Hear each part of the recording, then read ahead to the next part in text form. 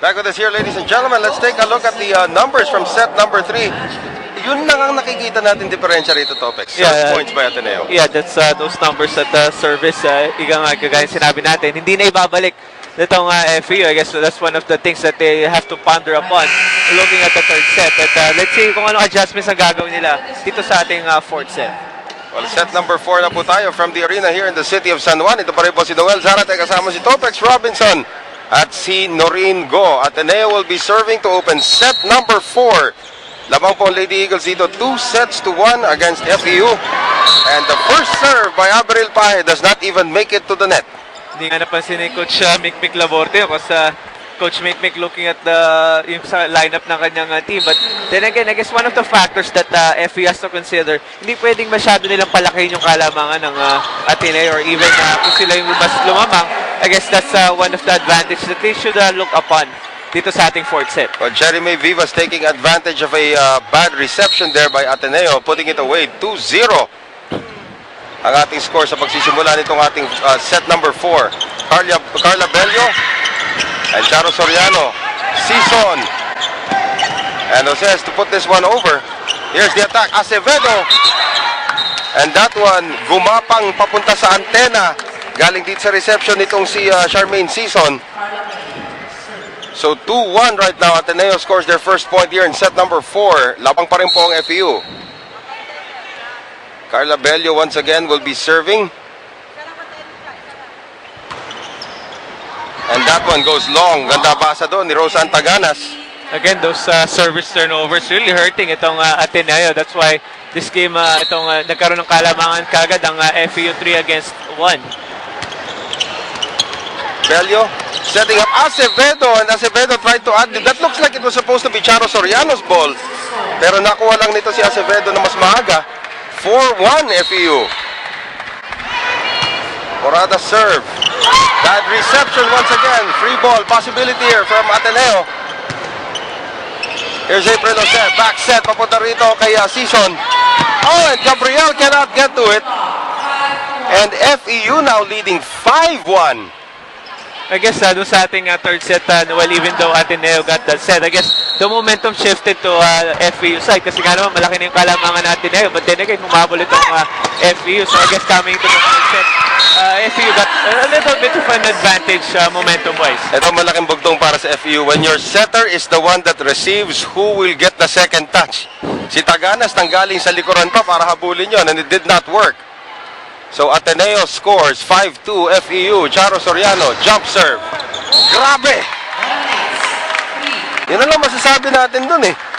And about 5'8". Pero pag nag-jump serve siya, akala mo 6'4 siya. Ito yung sinasabi natin, well, na yung gamble dun sa jump serve ni Soriano. Because once naman na nakalusot yun at nakapunta sa kabilang side, yung malaking problema na yun para sa defenders itong FEU. Vivas had to play that one. She wasn't sure kung lalabas yun.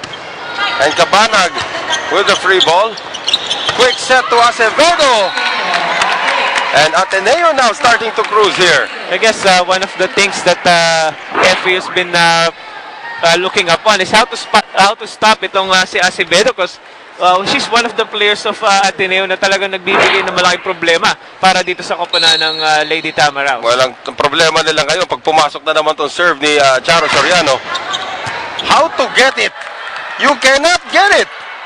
Eto ngayon, Vivas has to give up the free ball.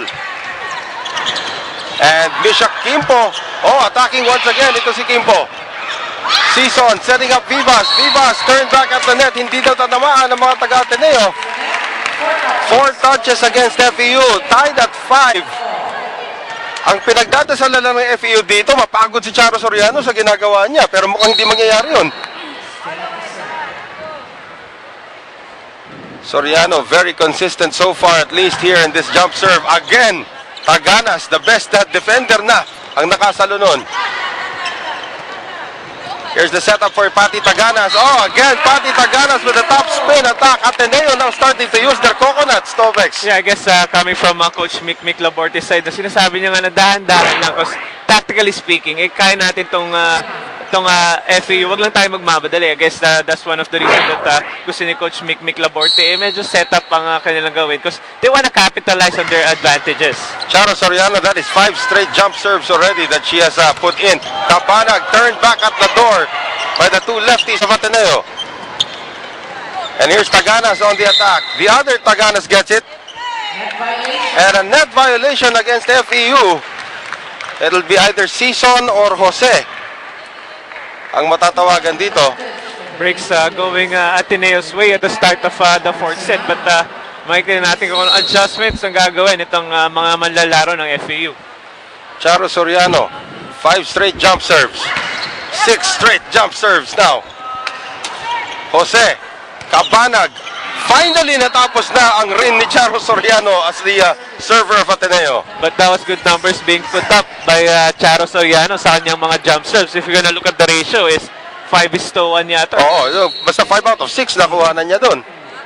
Those are good numbers. That's right. Tapos dalawa pa doon, ace. 7-6.